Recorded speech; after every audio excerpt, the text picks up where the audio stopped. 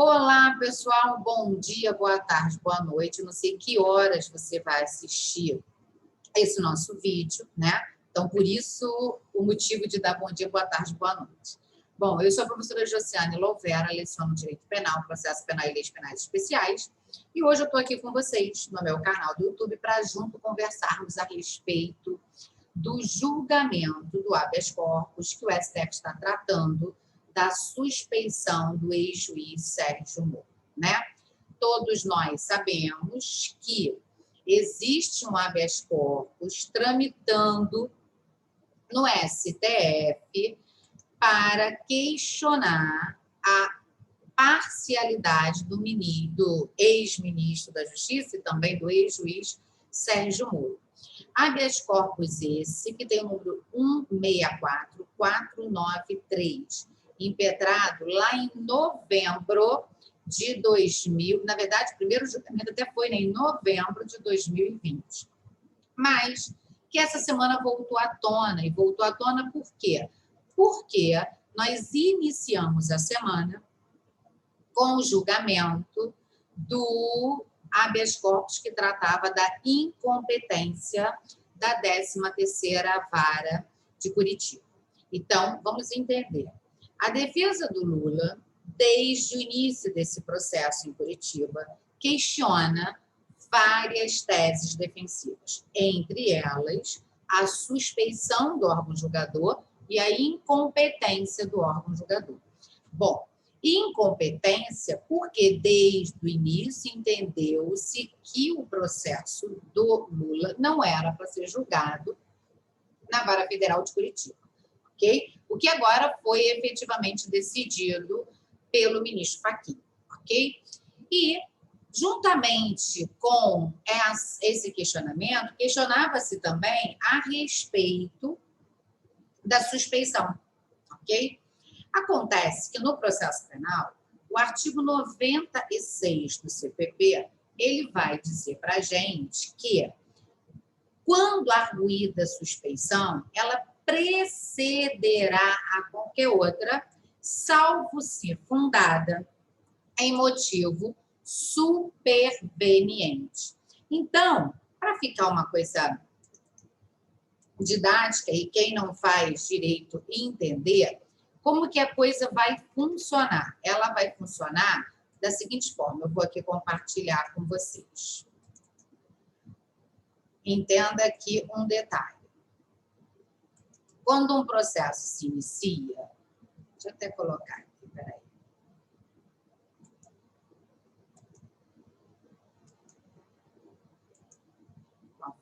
Fica mais fácil para vocês verem. Ó.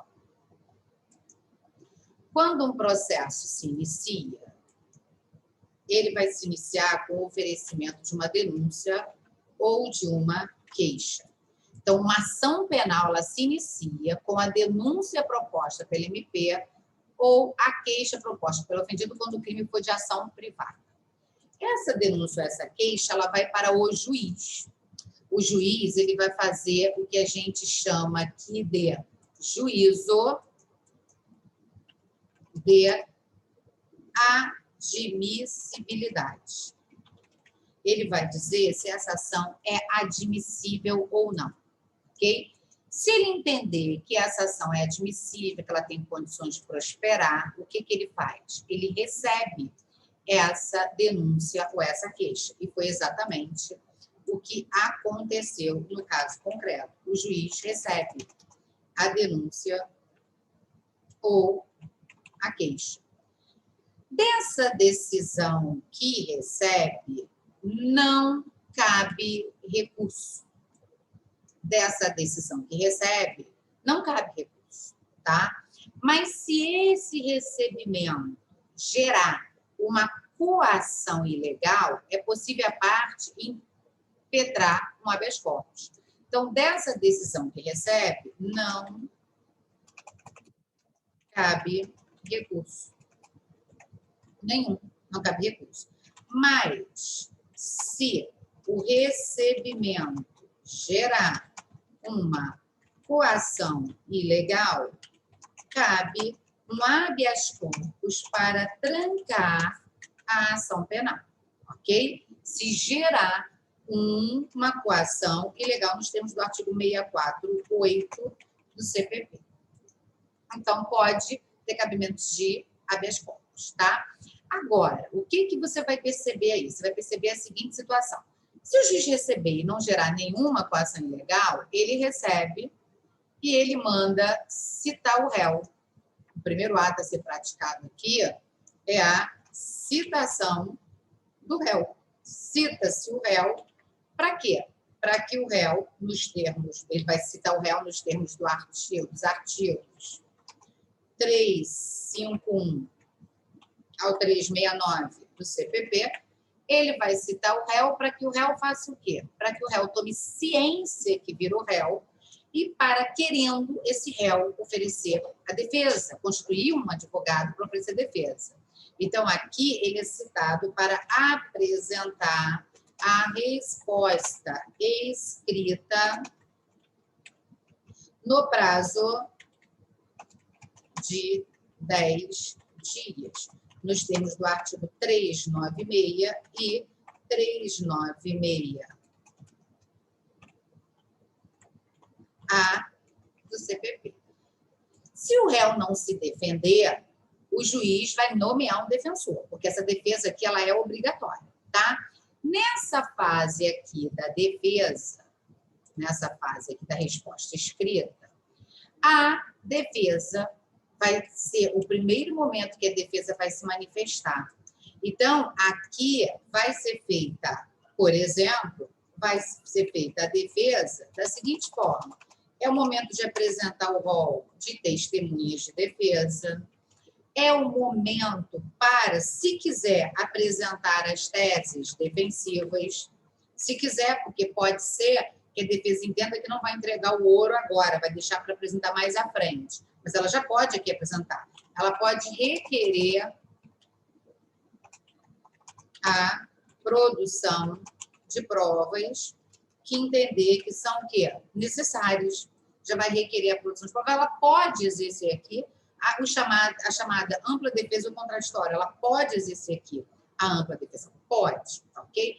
E nesse mesmo prazo em que ela vai arrolar as testemunhas, vai apresentar suas teses defensivas, vai requerer a produção de provas, esse também é o momento onde se pode opor às exceções. Esse é o momento em que as partes opõem às exceções. Exceções essas previstas no artigo 95 do CPP. Que exceções eles vão poder opor nesse momento? O legislador vai dizer no artigo 95. É o momento de arguir a suspeição. É o momento de arguir a incompetência do juízo.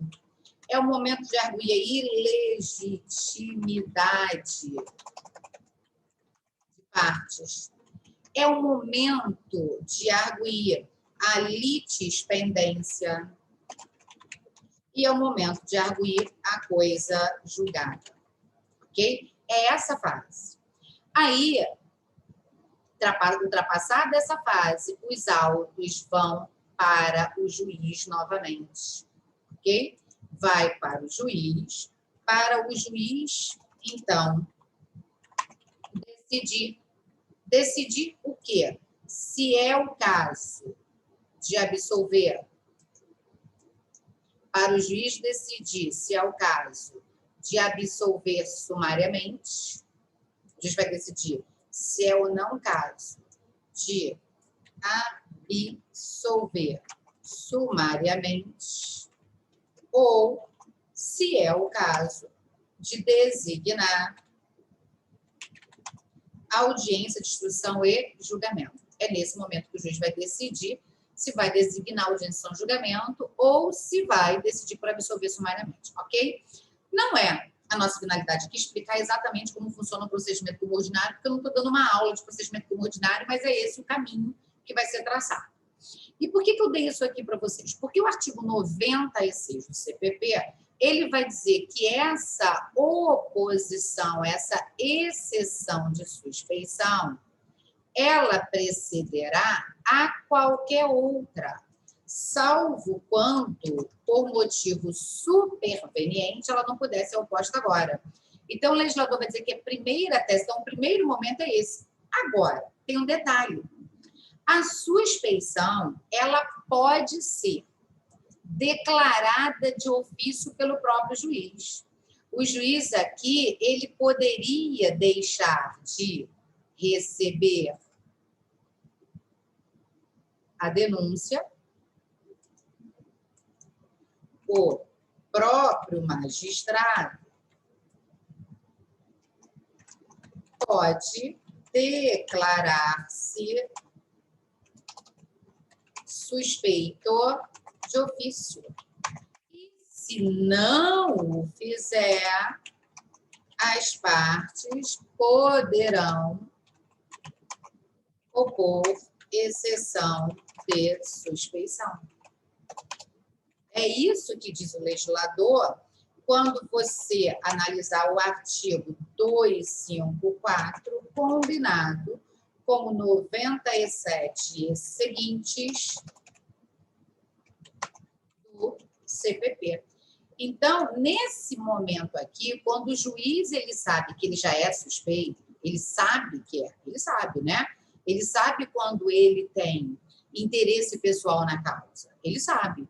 Então, sabendo que é suspeito, o que ele faz? Ele diz, declaro-me suspeito por motivo de ordem pessoal, pode dizer isso, por motivo de foro íntimo, e envia os autos ao juiz substituto. É isso que um juiz suspeito deve fazer, tá claro? Se ele não agir assim, a parte poderá arguir a sua suspeição logo no primeiro momento. Que primeiro momento? Na fase da resposta escrita, salvo se essa suspeição não for verificada agora, salvo se ela for verificada em outro momento, em que a gente vai ter o que a gente chama de suspeição alegada em outro momento, porque ela foi superveniente. Tudo isso que eu estou dizendo para vocês, como sempre eu faço, para não ficar apenas com as minhas palavras, eu vou aqui mostrar para vocês como o código trata desse assunto, tá? O código vai dizer aqui para vocês, no artigo, deixa eu pegar aqui, você vai ver junto comigo, o artigo 254 do CPP. O artigo 254, que vai tratar especificamente da suspeição, ele vai trazer um rol aqui. Esse rol não é exaustivo, ele é um rol exemplificativo, isso fica muito claro, tá? Isso aqui é um rol de motivos exemplificativo, não é exaustivo, né? Então, o que o legislador vai dizer aqui para você? Presta atenção no que a própria lei vai determinar. O juiz dar-se-á por suspeito, ele deverá declarar-se. E se não o fizer, poderá ser recusado pelas partes quando? Aí vem o inciso 1. Quando o juiz for amigo íntimo ou inimigo capital de qualquer deles. Quando ele e seu cônjuge ascendente e descendente estiver respondendo a processo por fato análogo sobre cujo caráter criminoso haja controvérsia. Se ele e seu cônjuge ou parente consanguíneo ou afim, até o terceiro grau, inclusive, sustentar demanda ou responder a processo que tenha de ser julgado por qualquer das partes. Se ele tiver aconselhado qualquer das partes, se for credor ou devedor do procurador de qualquer das partes, se for sócio acionista ou administrador de sociedade interessada no processo, tá? Qualquer uma dessas hipóteses faz com que o juiz deva declarar-se suspeito. E se o juiz estiver diante de uma dessa situação, ou de outra que traga motivo de foro íntimo, e ele não se declarar, então esse rol é um rol exemplificativo. Lembre-se do detalhe. Quando a gente falar em suspeição, a gente vai falar em motivo de foro íntimo, tá? Motivo de foro íntimo. O que difere a suspeição do impedimento? O impedimento, o motivo, ele é funcional. O juiz ele vai estar impedido de agir como juiz quando ele já tiver atuado no procedimento antes.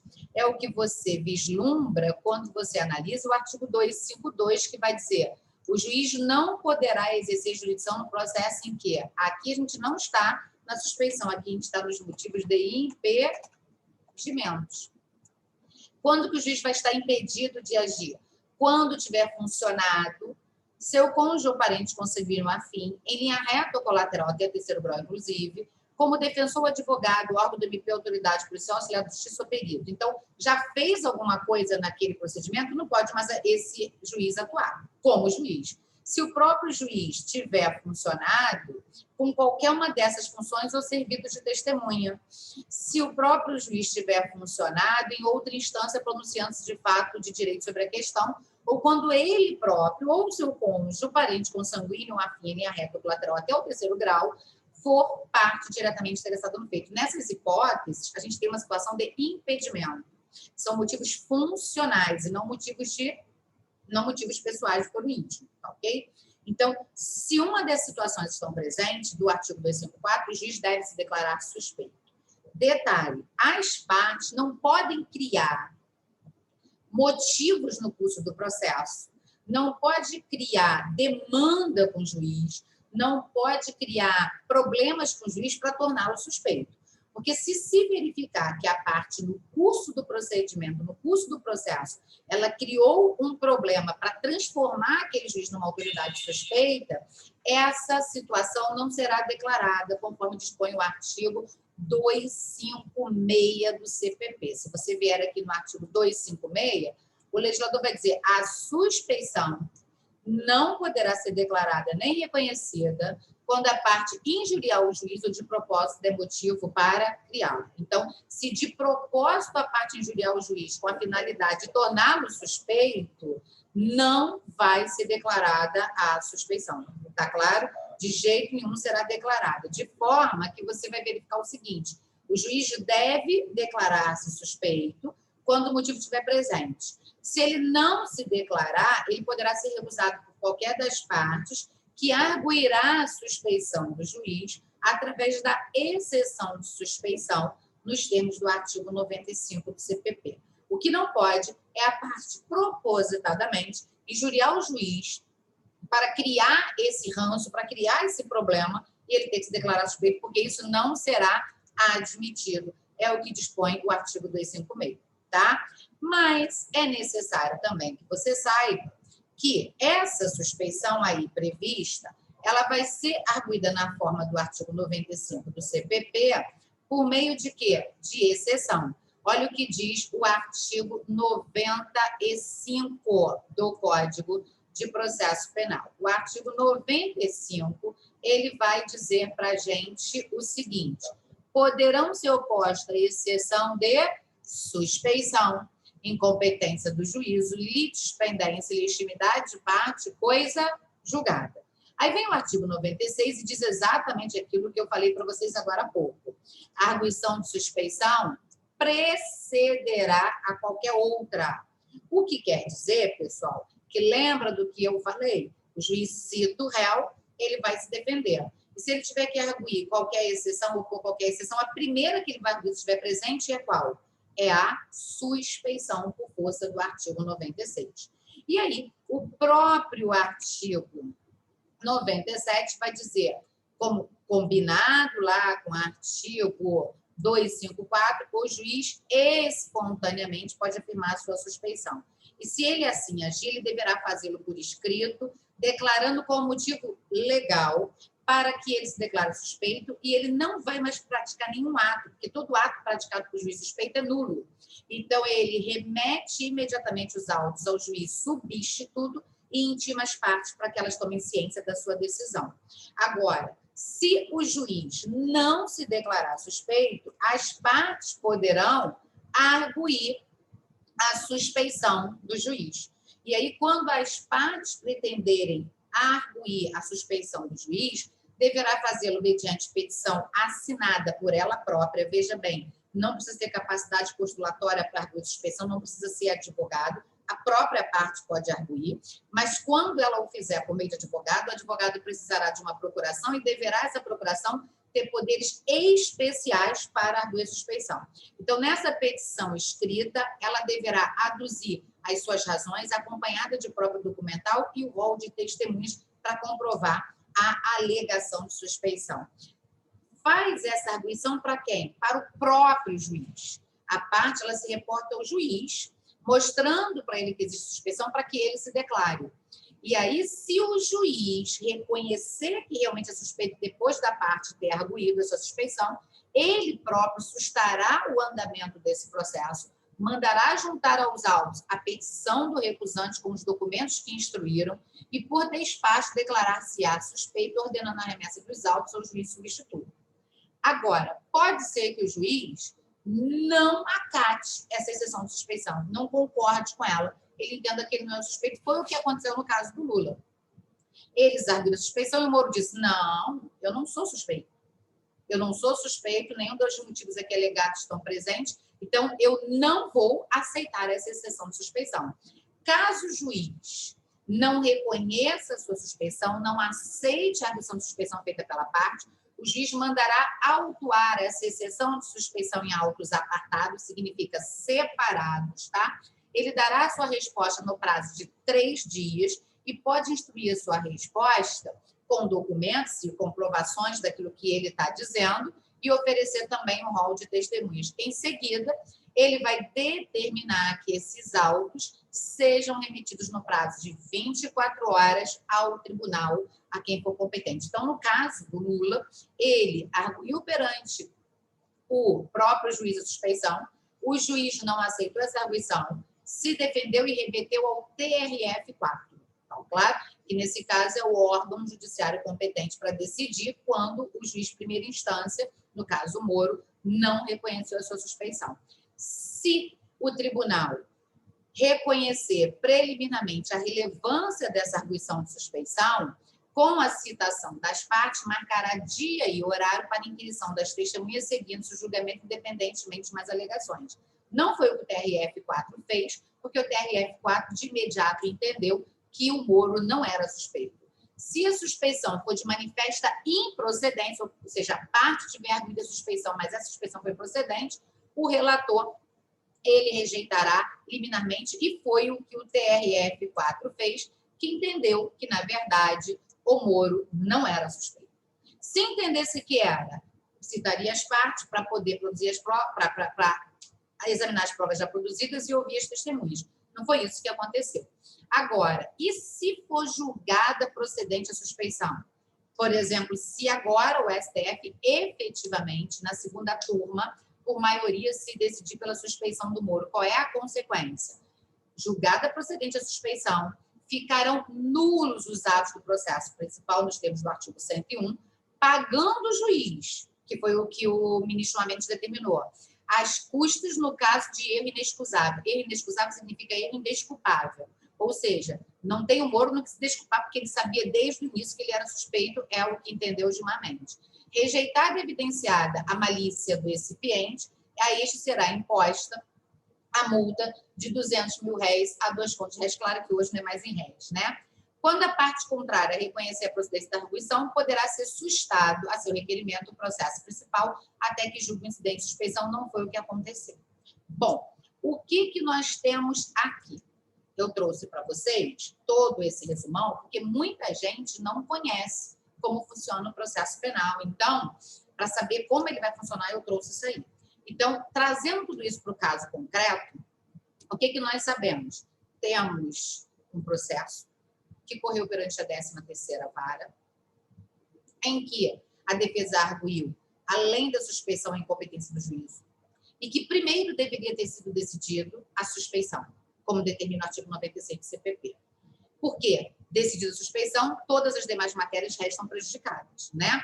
No caso da incompetência, ela deveria ser julgada incompetente também e remeteria os autos ao juízo competente. Mas a que precederia todas as demais seria a suspeição. Não foi o que aconteceu. O que aconteceu no dia 8? O ministro Fachin julgou o habeas corpus que tratava da incompetência e entendeu restar prejudicado o julgamento da suspeição. Não foi esse o entendimento do ministro Gilmar Mendes, que inclusive eu falei para vocês no vídeo anterior que não era esse o entendimento dele. Então, ele entendeu que, como o processo da suspeição já estava em andamento, já havia, inclusive, ele pedido voto de vista, porque já tinha tanto Fachin quanto a Carmen, né, a ministra Carmen, dito que não achava procedente a suspeição, ele então pediu voto de vista. E aí, quando agora o Fachin decidiu pela incompetência e por entender julgado prejudicado, ele falou, não, alto lá, vamos levar isso para a turma decidir se realmente está prejudicado. Porque não pode, já que a turma começou a fazer o julgamento, um ministro monocraticamente dizer que aquilo estava prejudicado. E aí, então, levaram isso para a turma decidir logo no dia seguinte, ok?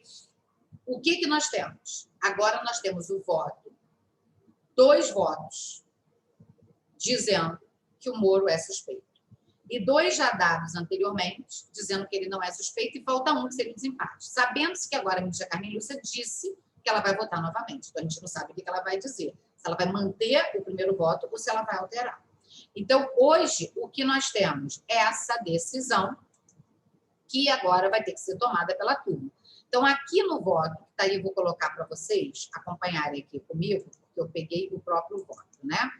Então, aqui no habeas corpus 164.493, tá?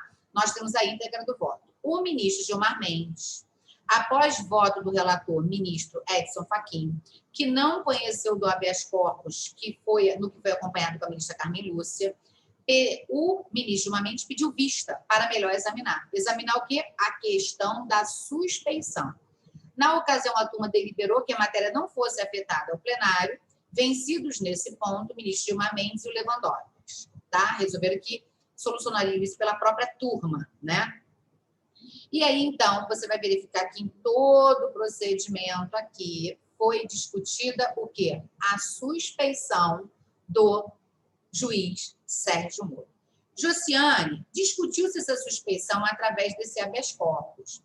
Você acabou de dizer para a gente que a suspeição deve ser arguída logo no primeiro momento oportuno através da resposta escrita. Isso foi feito? Foi feito. Nos autos aqui você vai ver que foi feito. Mas como foi indeferido, em todas as instâncias recorreu-se. O que acontece? Quando o juiz é suspeito, a consequência da suspeição é a nulidade dos atos processuais. Então, como a exceção de suspeição não funcionou como deveria ter funcionado, ou, na verdade, não teve o resultado que as partes, a defesa queria que tivesse, e foi sendo negada aquela tese, eles impetraram habeas corpus. O habeas corpus é um meio cabível para discutir a suspeição? É também. Porque, na realidade, não se discute suspeição através do habeas corpus, mas discute-se nulidade através do habeas corpus.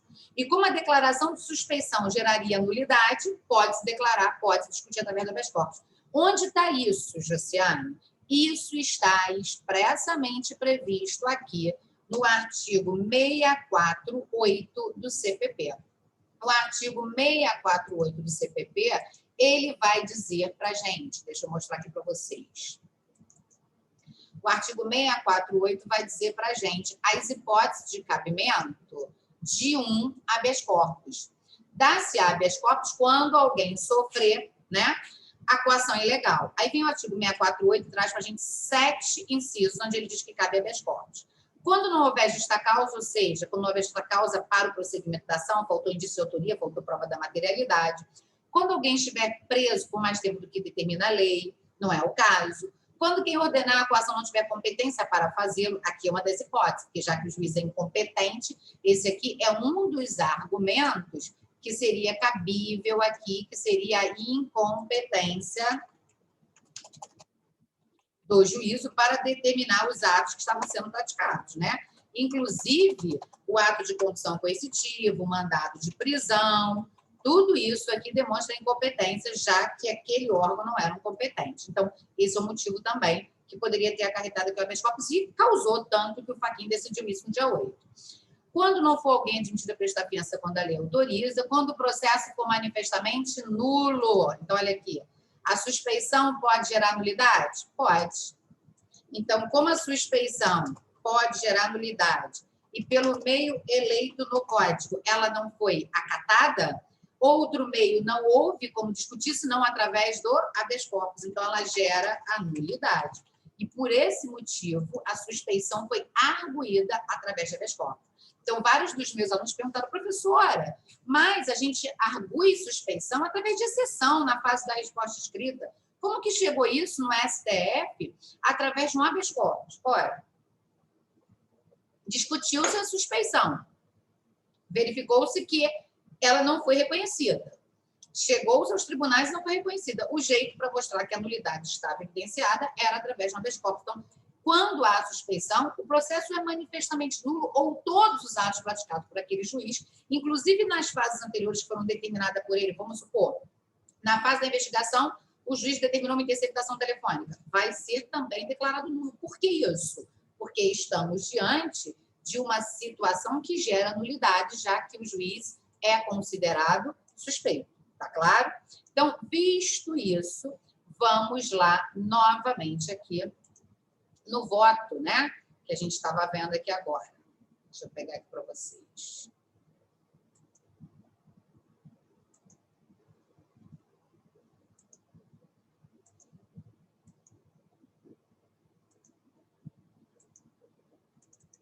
E aí, então, o voto do ministro vai dizer exatamente isso. Conforme descrito, traça habeas corpus impetrado em favor do Luiz Inácio Lula da Silva contra o acordo proferido pela 5ª turma do STJ, que negou provimento ao agravo regimental nos embargos de declaração do habeas corpus 398-570, tá?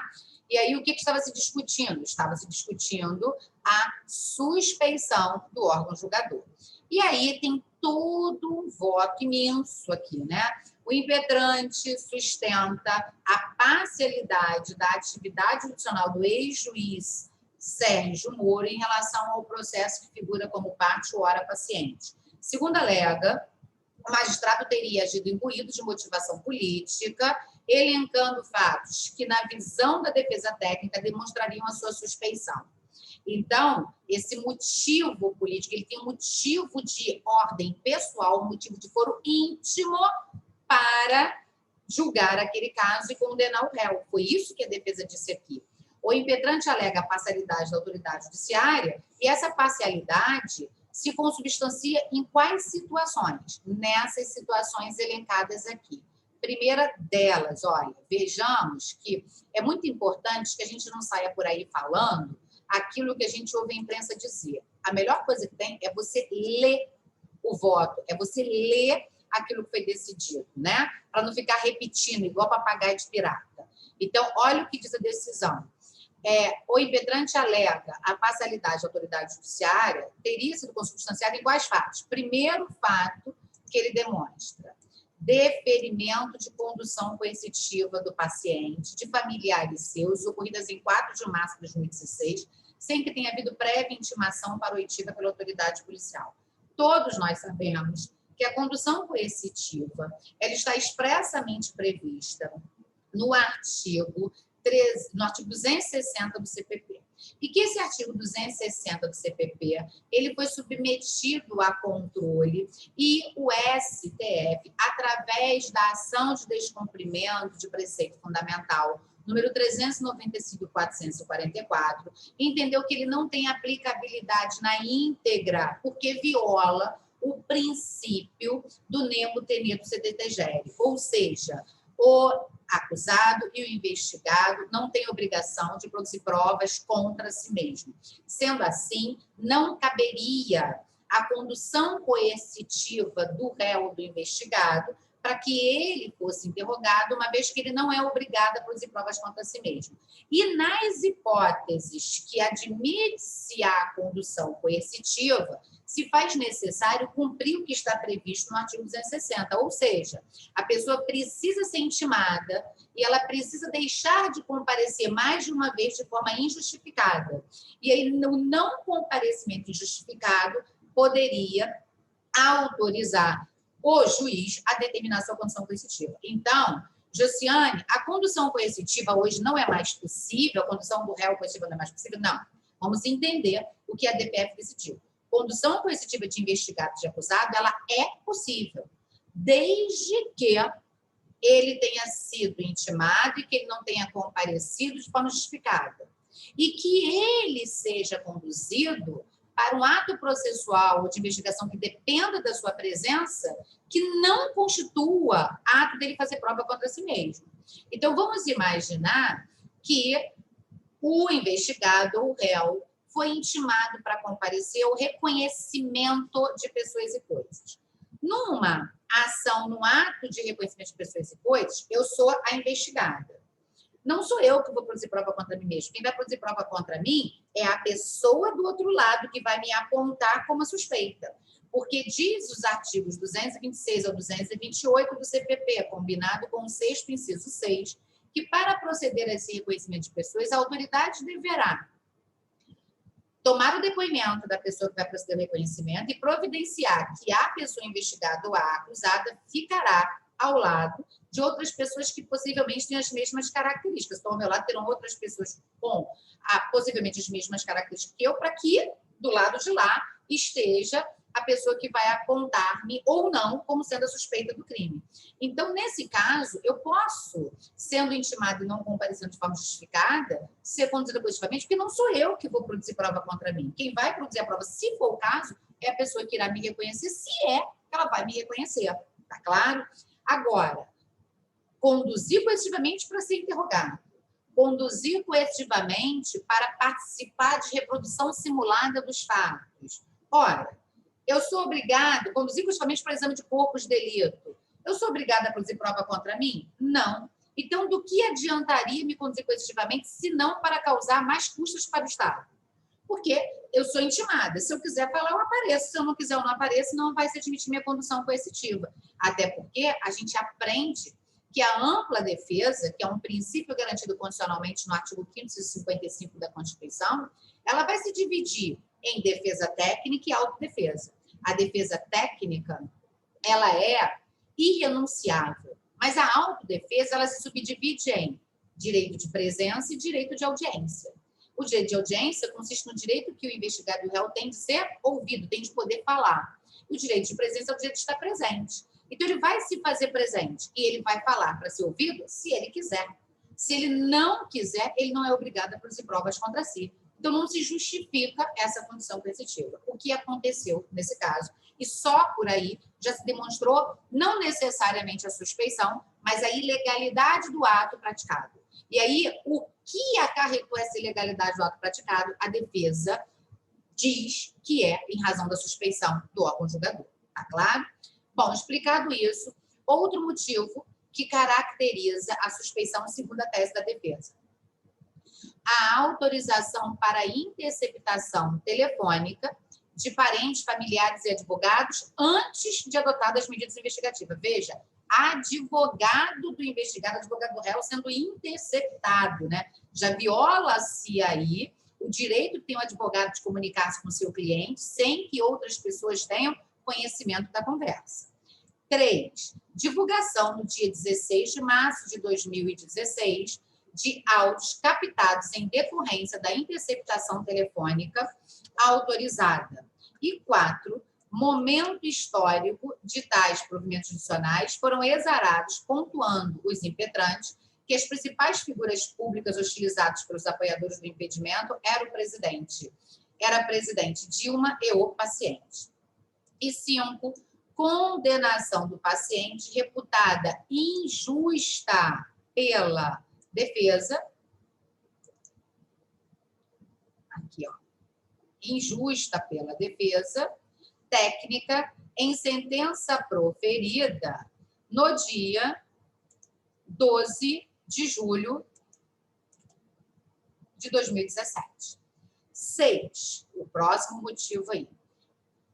A atuação impeditiva ao cumprimento de ordem de soltura do paciente. Olha só, o desembargador federal Rogério Favreto determinou a soltura do paciente no dia 8 de julho de 2018 e a autoridade judiciária atuou, né, impedindo o cumprimento dessa ordem. E 7, a aceitação do convite feito pelo presidente da República eleito no pleito de 2018 para ocupar o cargo de ministro da Justiça, a indicar que toda essa atuação pretérita estaria voltada ao desiderado.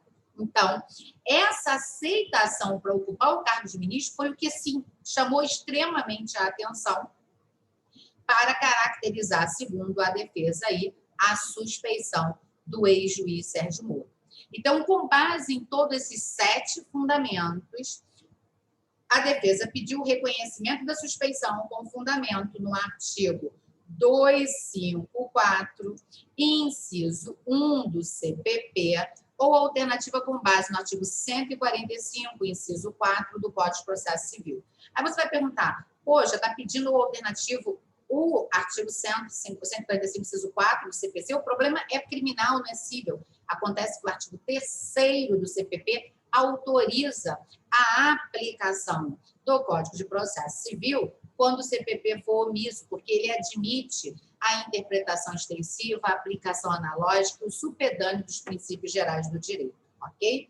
E, por conseguinte, a decretação da nulidade de todos os atos processuais, até porque, se reconhecida a suspeição daquele magistrado, todos os atos processuais por ele determinados, inclusive os anteriores ao início da ação penal, serão considerados nulos, tá? Aquelas provas, as medidas cautelares, todas que foram decretadas por ele, serão consideradas nulas. Ao final, busco a extensão dos efeitos desta decisão a todas as ações penais que existiam, na realidade, em face do ex-presidente Luiz Inácio Lula da Silva. Tá? A Procuradoria, é claro, manifestou-se pela denegação da ordem e o que nós vimos? A coisa começou a fluir, o procedimento começou a andar e o relator, em apertada síntese, concluiu que não havia que se falar em constrangimento ilegal passível de ser remediado mediante atuação de ofício pelo STF.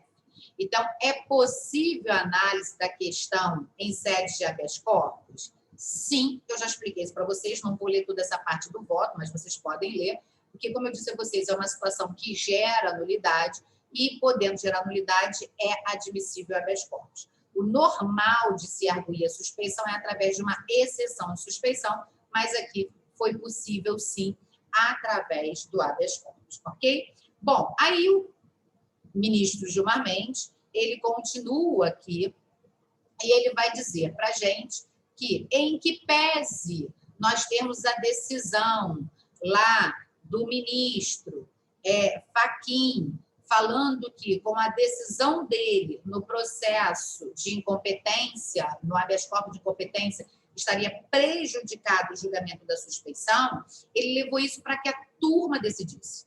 E a turma, por maioria, deliberou pela continuidade do julgamento da suspeição, vencido o ministro Edson Fachin, relator. Prosseguindo no julgamento e após voto do ministro Gilmar Mendes, que concedia a ordem a habeas corpus, determinando a anulação de todos os atos decisórios praticados pelo magistrado na ação penal, incluindo os atos praticados na fase pré-processual com fundamento no artigo 101 do CPP, o ministro Gilmar Mendes determinou ainda que o juiz, excepto Sérgio Moro, fosse condenado ao pagamento das custas processuais na forma da lei, o que foi acompanhado pelo ministro Ricardo Lewandowski. Ou seja, temos que aí, no dia 9 de março de 2021, o julgamento a respeito dessa suspeição voltou e já voltou com 2 votos favoráveis à suspeição do, então, ex-ministro, então, ex-juiz Sérgio Moro. Já podemos dizer que ele é suspeito? Por obviedade que não, né? Porque ainda falta um voto. E ainda falta a ministra Carmen Lúcia fazer o seu novo voto, porque ela disse que quer votar novamente. Então, por enquanto, não tem nada decidido. Por enquanto, o que nós temos é 2 votos favoráveis à suspeição e 2 desfavoráveis, e falta 1 a votar. Mas sabendo que desses 2 votos que não foram favoráveis à suspeição, a ministra Carmen Lúcia é uma delas e ela vai votar novamente. E aí, então, o que a gente precisa identificar diante de tudo é a declaração de incompetência da 13ª Vara Federal de Curitiba pelo ministro Fachin, no julgamento do habeas corpus 193.726. Ensejou a perda do objeto do habeas corpus 164.493, que discute a suspeição de Moro? Já vimos que não, porque a própria turma decidiu que não, e a fundamentação foi: já havíamos iniciado o julgamento, e segundo o artigo 96 do CPP, a arguição de suspeição precederá qualquer outro, o que significa que ela teria sim que ser julgada. Tá? Então, por 4 votos a 1, a turma, por maioria, deliberou pela continuidade do julgamento do feito vencido o ministro Edson Fachin. Tá claro? Então, continuou a decisão a respeito da suspeição. E agora o que nós temos? 2 votos a 2, né? Que está empatado o julgamento de mérito para saber se o Sérgio Moro é ou não suspeito. Só não se decidiu porque faltou o voto do ministro Nunes Marques, que pediu vista dos autos, tá, ok? Então, ele vai ter a vista dele, vai dar o voto dele, e depois do voto dele, a ministra Carmen Lúcia, que já havia votado lá em 2018, no sentido de não se reconhecer a suspeição, pode mudar o seu voto, tá? Percebam que, olha, não é de agora esse habeas corpus, hein?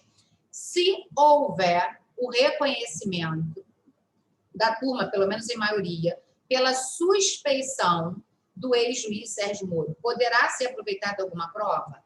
Todas as provas, inclusive as cautelares antecipadas, que foram determinadas pelo então juiz Sérgio Moro à época, mesmo aquelas produzidas na fase de investigação, não poderão ser aproveitadas. Bem diferente da declaração de incompetência, porque na declaração de incompetência do juiz, o que acontece?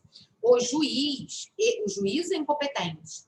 E aí, apenas os atos decisórios, nos termos do artigo 567, não podem ser aproveitados. Mas aqueles atos que não são decisórios podem ser aproveitados, o que faz com que o processo tenha um andamento mais célere, né? Tem uma celeridade aí bem maior. Agora, já com a declaração da suspeição, a coisa muda de figura. Por quê? Porque como o juiz determinou produção de provas antecipadas, cautelares, e repetiu tudo isso na fase da investigação, todas essas que foram por ele determinadas não poderão ser aproveitadas, o que, é claro, em termos de celeridade processual, prejudicará em muito esse novo processo que vai se iniciar no Distrito Federal, ok? Então, o ministro Nunes, que pediu vista, tem prazo para devolver os autos? Não. A gente não tem aí, nem no regimento interno, nem no CPP, um prazo para que ele devolva os autos após ter pedido vista. Tanto é assim que, como vocês bem sabem, esse habeas corpus não é de agora, esse habeas corpus ele é antigo, estava com vista para julgamento, que só retornou o julgamento agora, em razão de, no dia anterior, o Fachin ter julgado a incompetência do juiz e declarado que esse habeas corpus havia pedido objeto. Então, isso fez com que ele viesse e julgasse na terça-feira, tá? A decisão de mérito a ser proferida pela segunda turma do STF, né? Poderá ser revista pelo Pleno? Não, não vai poder ser revista pelo Pleno, por quê? O que o Pleno poderá fazer é apreciar a questão de ordem suscitada pelo ministro Fachin. Porque o ministro Fachin, ao julgar o habeas corpus 193.726, ele havia afirmado que o habeas corpus 164.493, que tratava da suspeição, havia perdido objeto. Então, há uma questão de ordem suscitada aí que prejudicaria, a partir do reconhecimento da incompetência do juiz de Curitiba, prejudicaria o andamento desse habeas corpus da suspeição. Então, isso pode ser levado a julgamento pelo Pleno do STF, tá? E aí, sim, pode ser que alguma coisa seja alterada, tá? De uma forma geral, o que nós temos? Por enquanto, um empate técnico que vai ser solucionado com a decisão do ministro que pediu a vista e, provavelmente, com o novo voto da ministra Carmen Lúcia. Bom, mas alguns alunos, como sempre, perguntam, professora, há um tempo atrás, o ministro Gilmar Mendes, que era padrinho de casamento, né, do Barata, não se declarou suspeito, mesmo tendo sido padrinho de casamento. Não é estranho que agora ele questione a suspeição, ele julgue a suspeição do Moro? Olha só, eu preciso concordar com vocês que eu, analisando esses autos que arguem a suspeição do Moro, vejo que ele realmente era suspeito, vejo que o juízo realmente era incompetente. E vejo também, como toda a sociedade brasileira vê, que levou-se muito tempo para se decidir essas questões. Questões essas que eram para ter sido decididas lá em 2016, quando inicialmente elas foram arguídas. Por que levou-se todo esse tempo para só decidir agora? Por quê? Fica a pergunta, né? Por quê? O que era para ter sido decidido lá atrás. Quer dizer que todos os tribunais erraram até agora e só agora resolveram acertar? É uma pergunta que fica no ar. Porque a verdade Essa decisão era para ter sido tomada lá em 2016. Finalmente, agora eles acertaram na decisão. Agora, o que animou aos tribunais anteriormente decidirem pela competência e pela não suspeição do Moro, e que agora animou a decisão pela incompetência e pela suspeição, isso é um incógnito, que cada um tem liberdade para pensar o que quiser. Óbvio que eu tenho o meu pensamento, não vou externá-lo aqui, tá? Mas uma coisa eu preciso afirmar: errou-se naquela época e tecnicamente acertou-se agora. Volto a dizer para vocês o que eu falo em todos os meus vídeos: não estou aqui defendendo o Lula, não estou aqui dizendo que ele é inocente, até porque nem a decisão que declara a incompetência do juízo e nem a decisão que declara a suspeição diz que o Lula é inocente. Nas duas hipóteses, a consequência é um novo processo perante o juízo imparcial e competente. Então, essas decisões, elas não absolvem o réu, ponham isso na cabeça. Elas dão ao réu o direito de um julgamento com devido processo legal. E devido processo legal pressupõe um juiz imparcial, um juiz competente, com direito à ampla defesa e contraditório. É um julgamento justo. Então, mesmo a declaração de competência como a declaração de suspeição não absolvem o réu. Então, nós não estamos aqui fazendo defesa. Até porque eu, particularmente, todos os meus alunos sabem, eu não tenho político de estimação, tá? Eu, particularmente, eu sempre falo considerando a lei, o devido processo legal. A lei era para ter sido cumprida em 2016 e não agora. Houve um retardo muito grande para essa decisão. Por quê? Vai ficar perguntando lá, tá claro? Mas que agora está se decidindo correto, está se decidindo correto. Realmente tem elementos nos autos, como vocês viram aqui, para mostrar que ele é suspeito e para mostrar que o juiz é incompetente nos dois habeas corpus, tá? Agora, por que o julgamento não se declarou? Não sei. Fica também a pergunta no ar. Olha só, é claro que ser padrinho de casamento, numa visão global, nos mostra que você tem um grau de intimidade com a pessoa. Porque ninguém vai te chamar para ser padrinho de casamento se não tem intimidade com você, não é verdade? É o que todo mundo logo pensa. Agora, nós temos que parar para analisar que nem sempre há essa intimidade. Nem sempre há. Às vezes as pessoas chamam o outro para ser padrinho de casamento por conveniência e por N motivos.